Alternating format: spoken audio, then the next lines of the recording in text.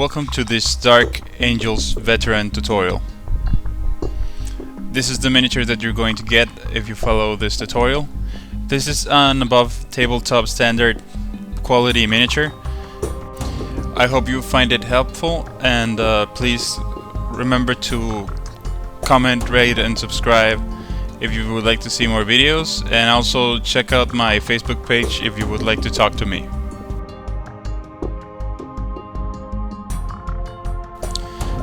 So I'm going to start with a primed black miniature, and I'm going to use Caliban green to start base coating all of the armor areas.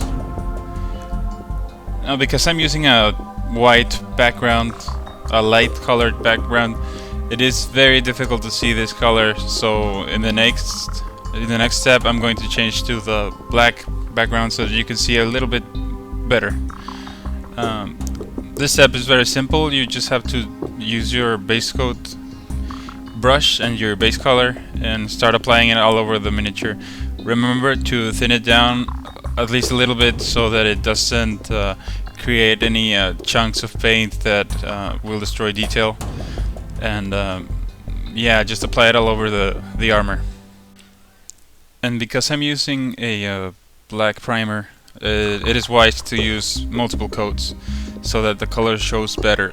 Just wait for one coat to dry and apply a second one until you can see the color. The same way as I used on the armor, I'm going to use Zandri dust to base coat all of the cloth areas.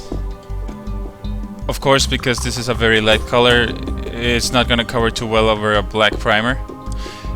Also, it's a good idea to use white colored primer or gray colored primer if you like your colors to show up better with the first coat. But because we're using black to accentuate the dark colors of the Dark Angels, it'll be necessary to give multiple coats, especially if the color is very light, like this Zandri dust. Just apply one coat and don't move the paint around while it's drying, because you will create brush strokes and crumbs of paint. Just apply a coat, let it dry, and apply the second coat once it's dry. Next, I'm going to use Leadbelcher, and this color I'm going to use it to paint all of the places that you want to be steel or metal. And of course I'm going to use it on the bolter and all of the places that I would like to be metal. There aren't too many.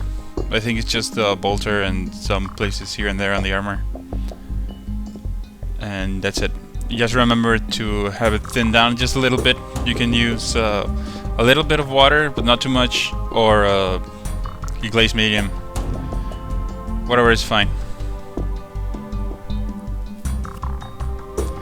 Next, I'm going to use Mephiston Red, and with this color I'm going to color in the bolter case and the symbols that I want to be red on the armor, for which I chose the symbol here on the chest and the bolter case, and I think some skulls around the armor.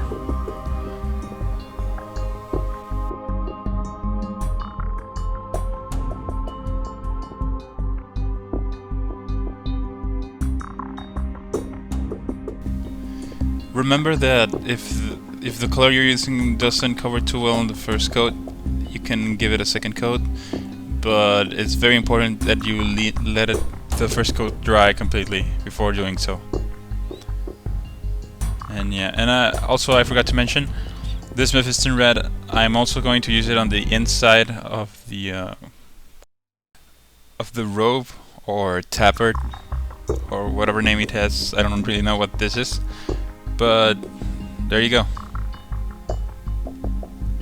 Next, I'm going to use Celestra Grey, and this color I'm going to use it to base coat all of the parts that I want to be white, which are going to be the symbols on the shoulder pads.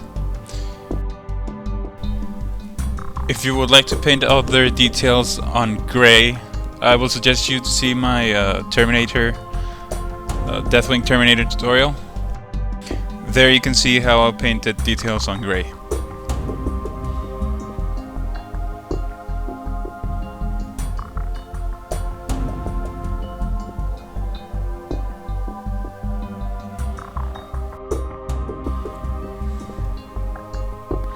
Alright, next I'm going to paint the skin area with Bugman's Glow.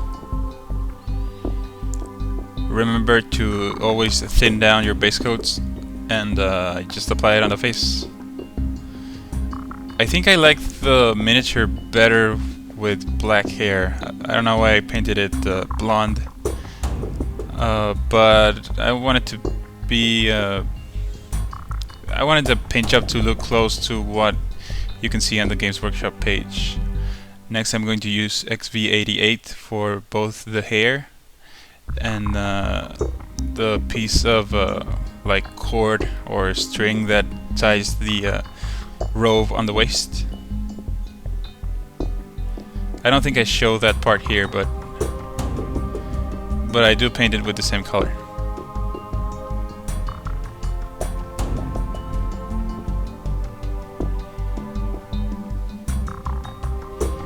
Alright, next I'm going to use the washes. I'm going to start with Nuln Oil, and you can practically use this color for the whole miniature. It's the same, it's gonna give very deep shadows to the whole miniature, but I'm going to use it on the red, on the green, and on the silver.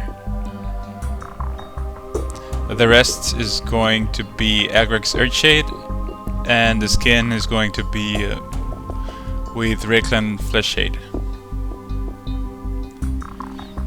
If you don't know how to wash, you just load your base coat brush or one big brush to with the wash, of course, and just apply it all over the miniature. Just mop it in all over the place and try to make it go into the crevices and all of the darkest to create shadows and darken the colors a little bit.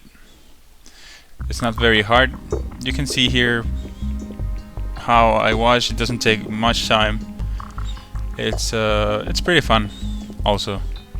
Here I'm using the Agrax earthshade to shade in the hair and all of the robe areas. And finally I'm going to use Reikland Fleshshade for the skin.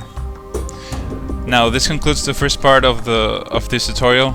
I hope you enjoyed this tutorial so far, and I hope you learned a thing or two.